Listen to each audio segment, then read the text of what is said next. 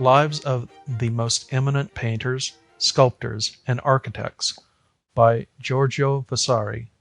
Life of Bramante da Urbino, Architect.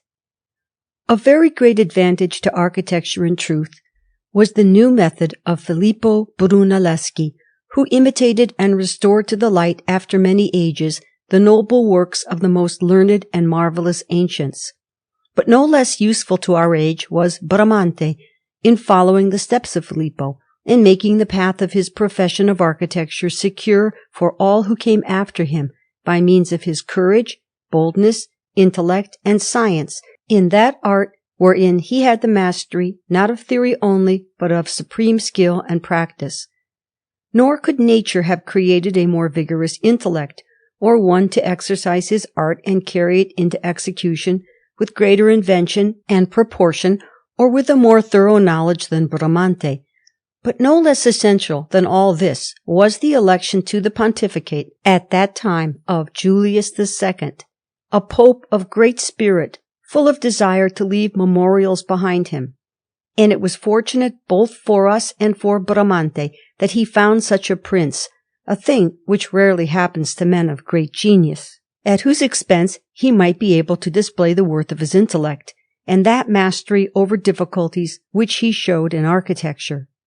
His ability was so universal in the buildings that he erected that the outlines of the cornices, the shafts of the columns, the graceful capitals, the bases, the consoles and corners, the vaults, the staircases, the projections, and every detail of every order of architecture contrived from the counsel or model of this craftsman never failed to astonish all who saw them. Wherefore, it appears to me that the everlasting gratitude which is due to the ancients from the intellects that study their works is also due from them to the labors of Bramante, for if the Greeks were the inventors of architecture and the Romans their imitators, Bramante not only imitated what he saw with new invention and taught it to us, but also added very great beauty and elaboration to the art which we see embellished by him at the present day. He was born at Castel Durante in the state of Urbino, of poor but honest parentage. In his boyhood, besides reading and writing, he gave much attention to arithmetic, but his father, who had need that he should earn money, perceiving that he delighted much in drawing, applied him, when still a mere boy, to the art of painting, whereupon Bramante gave much study to the works of Frater Bartolomeo, otherwise called Frater Carnovale da Urbino, who painted the panel picture of Santa Maria della Bella at Urbino. But since he always delighted in architecture and perspective, he departed from Castel Durante and made his way to Lombardy, where he went now to one city and now to another, working as best he could, but not on things of great cost or much credit, having as yet neither name nor reputation.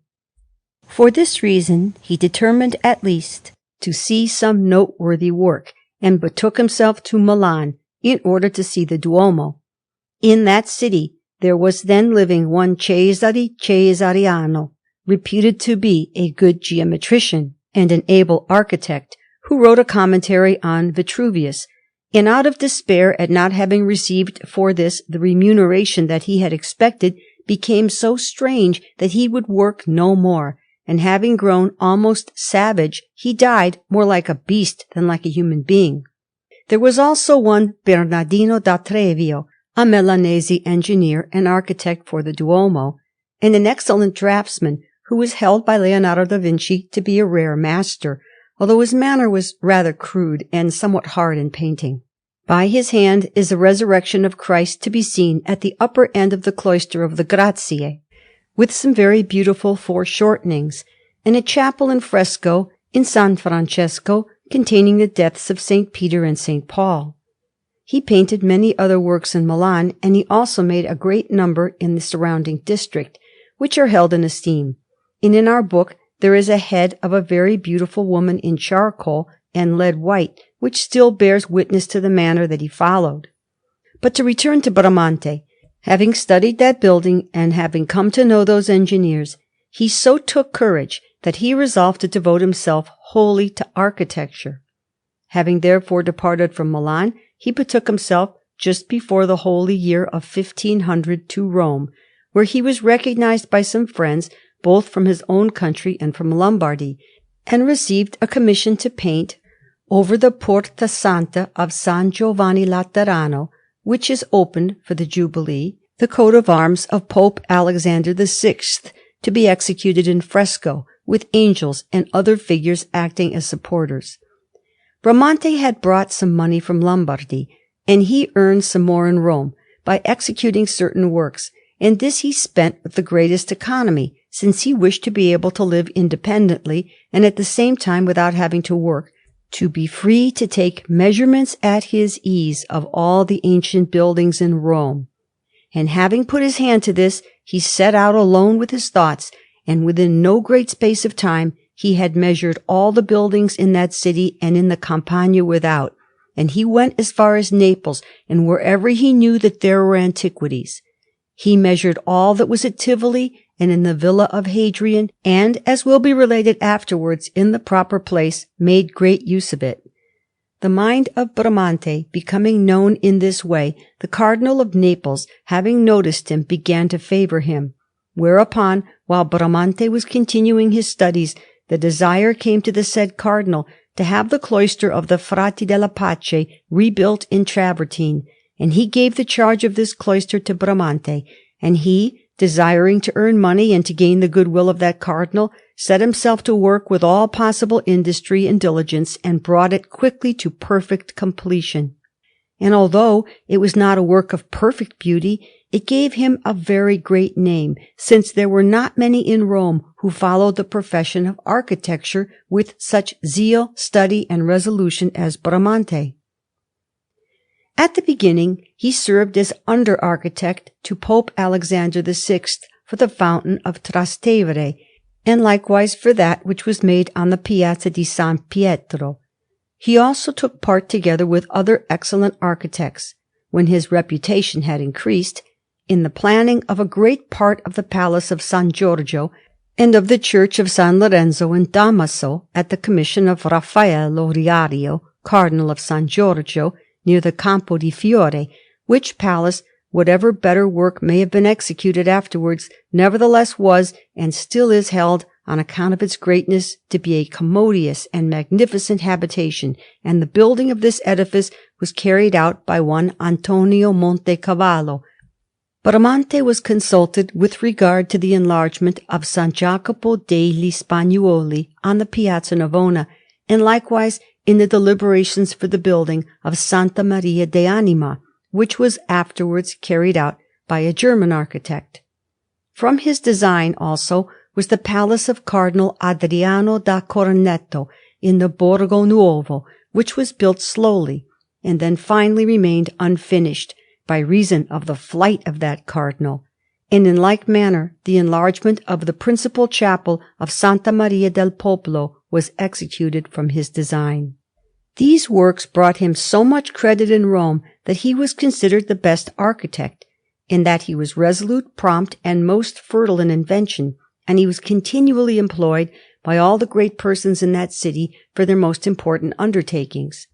Wherefore, after Julius II had been elected Pope in the year 1503, he entered into his service. The fancy had taken that pontiff to so transform the space that lay between the Belvedere and the Papal Palace as to give it the aspect of a square theatre, embracing a little valley that ran between the old Papal Palace and the new buildings that Innocent VIII had erected as a habitation for the popes, and he intended, by means of 2 corridors, one on either side of this little valley, to make it possible to go from the Belvedere to the palace under loggie, and also to go from the palace to the Belvedere in the same way, and likewise, by means of various flights of steps, to ascend to the level of the Belvedere.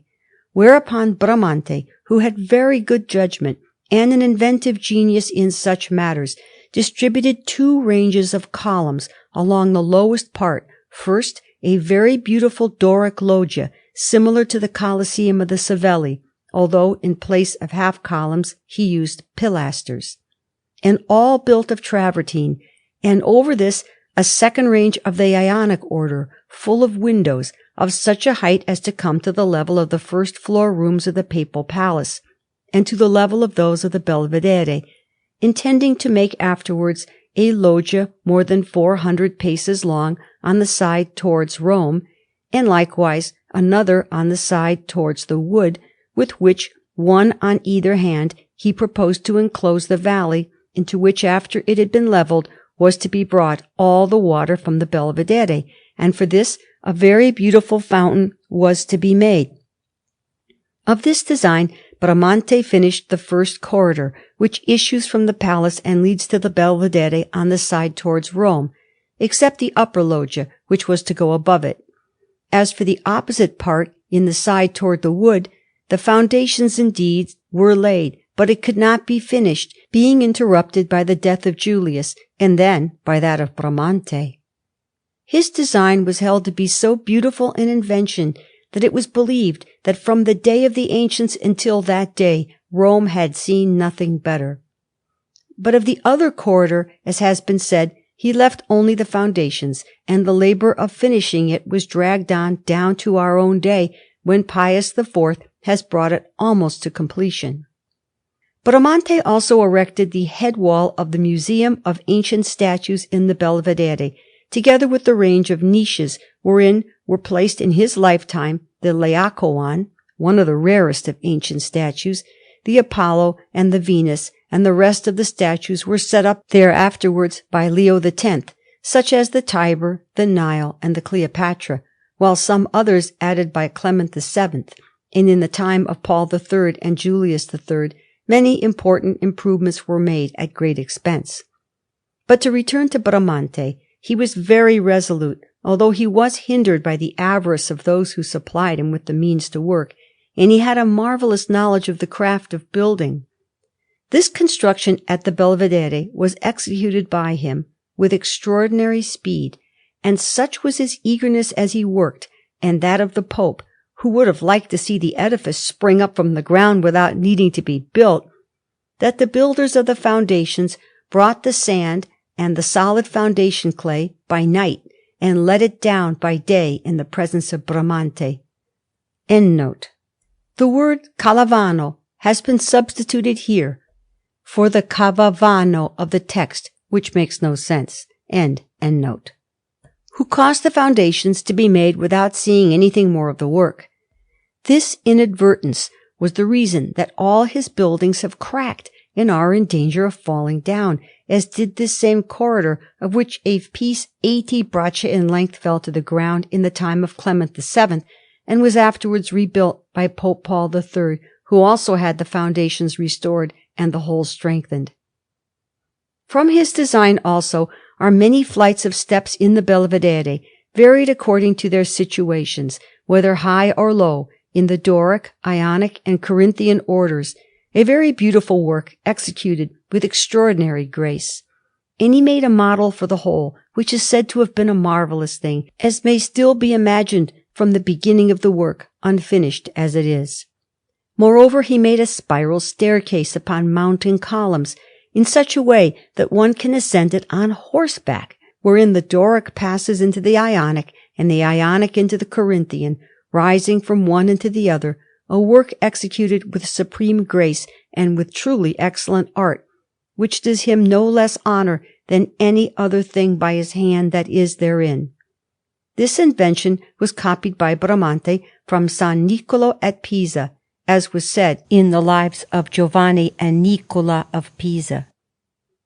The fancy took Bramante to make, in a frieze on the outer façade of the Belvedere, some letters after the manner of ancient hieroglyphics, representing the name of the Pope and his own, in order to show his ingenuity. And he had begun thus: Julio II, Pontifex Massimo, having caused a head in profile of Julius Caesar to be made, and a bridge with 2 arches, which signified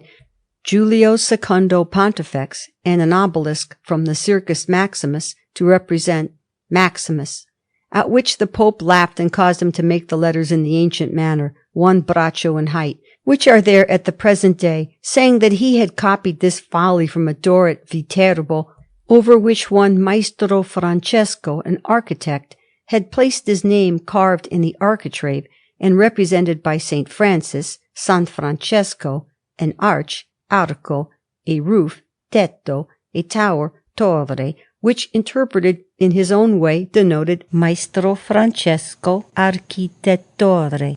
The Pope, on account of his ability in architecture, was very well disposed toward him.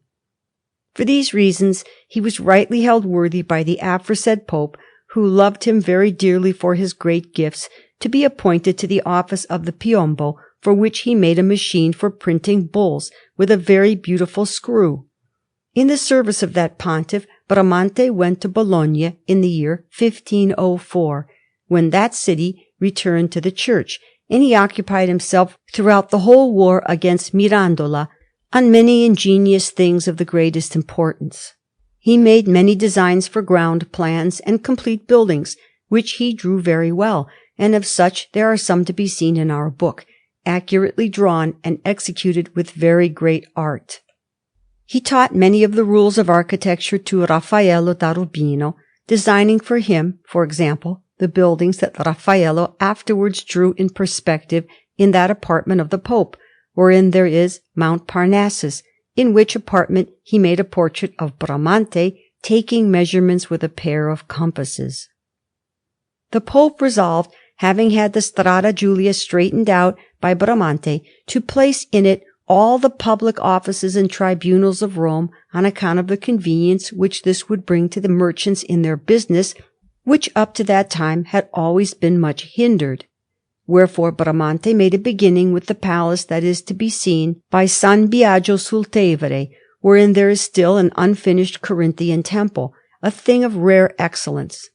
The rest of this beginning is in rustic work, and most beautiful, and it is a great pity that a work so honourable, useful, and magnificent, which is held by the masters of the profession to be the most beautiful example of design in that kind that has ever been seen, should not have been finished.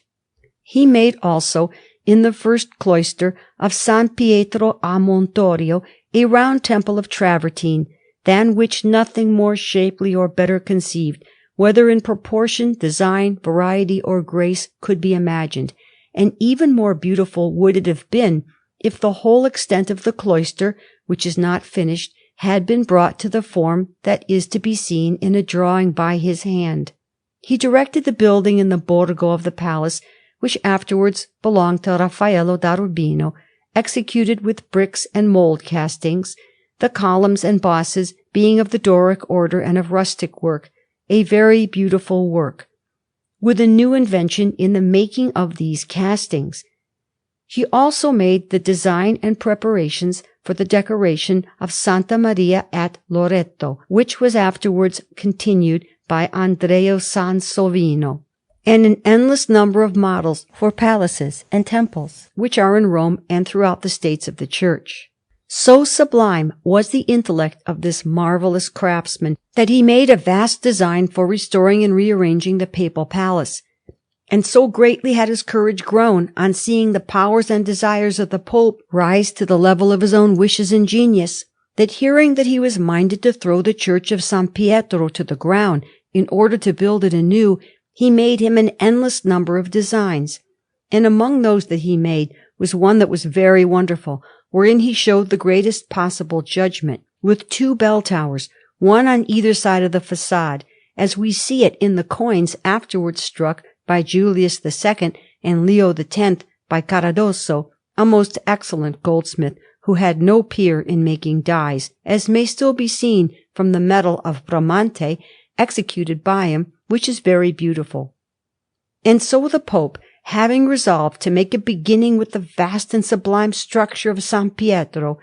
Bramante caused half of the old church to be pulled down, and put his hand to the work with the intention that it should surpass in beauty, art, invention, and design, as well as in grandeur, richness, and adornment, all the buildings that had been erected in that city by the power of the Commonwealth, and by the art and intellect of so many able masters. And with his usual promptness he laid the foundations and carried the greater part of the building, before the death of the Pope and his own, to the height of the cornice, where are the arches to all the four piers, and these he turned with supreme expedition and art. He also executed the vaulting of the principal chapel, where the recess is,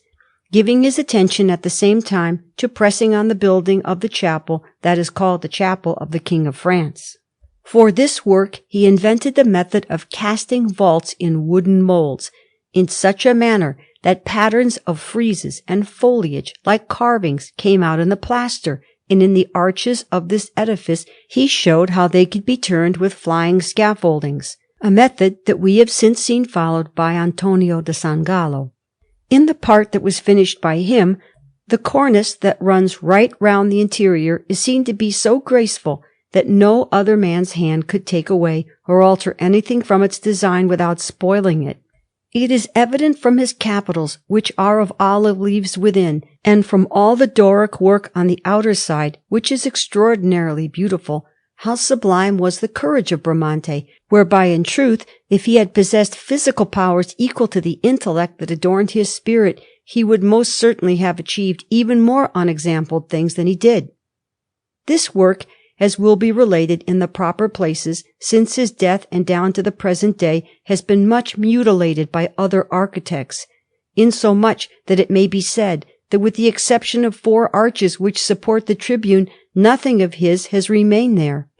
For Raffaello da Urbino and Giuliano da San Gallo, who carried on the work after the death of Julius II, together with Frater Giocondo of Verona, thought fit to begin to alter it, and after the death of those masters, Baldassare Peruzzi, in building the chapel of the King of France in the transept on the side towards the Campo Santo, changed Bramante's design, and under Paul III, Antonio da San Gallo changed it again entirely. Finally, Michelagnolo Buonarroti, sweeping away the countless opinions and superfluous expenses, has brought it to such beauty and perfection as not one of those others ever thought of, which all comes from his judgment and power of design, although he said to me several times that he was only the executor of the design and arrangements of Bramante, seeing that he who originally lays the foundation of a great edifice is its true creator.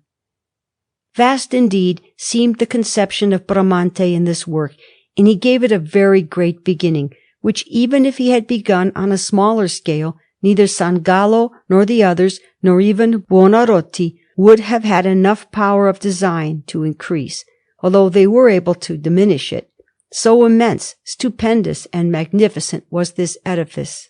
And yet Bramante had conceived something even greater. It is said that he was so eager to see this structure making progress that he pulled down many beautiful things in San Pietro, such as tombs of popes, paintings, and mosaics, and that for this reason we have lost all trace of many portraits of distinguished persons, which were scattered throughout that church, which was the principal church of all Christendom. He preserved only the altar of San Pietro and the old tribune, round which he made a most beautiful ornament of the Doric order, all of peperino stone, to the end that when the Pope came to San Pietro to say Mass, he might be able to stand within it, with all his court and with the ambassadors of the Christian princes, but death prevented him from finishing it entirely, and the Sienese Baldassare afterwards brought it to completion. Bramante was a very merry and pleasant person, ever delighting to help his neighbour.